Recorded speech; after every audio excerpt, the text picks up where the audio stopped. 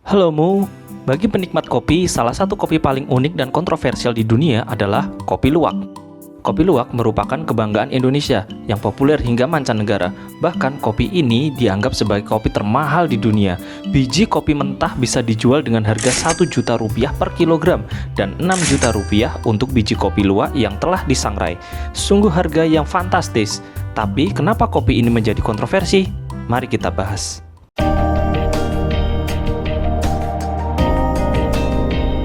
Dinamakan kopi luwak karena biji kopi diperoleh dari kotoran luwak, yaitu hewan sejenis musang yang hidup liar di hutan.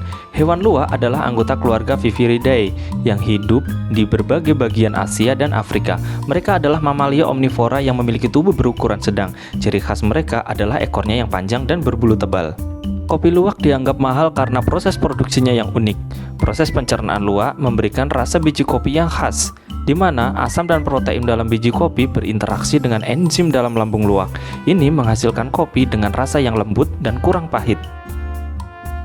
Kopi luwak memiliki cita rasa unik dan kadar keasaman rendah karena hasil fermentasi dalam perut luwak yang dikeluarkan bersama kotoran dalam bentuk biji atau green bean. Luwak hanya memilih biji yang matang dan manis.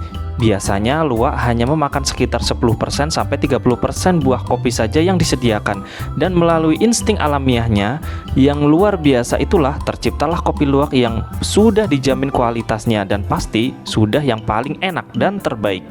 Setelah kopi itu dimakan oleh hewan mamalia ini, melalui fesesnya itulah kemudian biji kopi dipisahkan, lalu kemudian diolah menjadi kopi yang bernilai tinggi.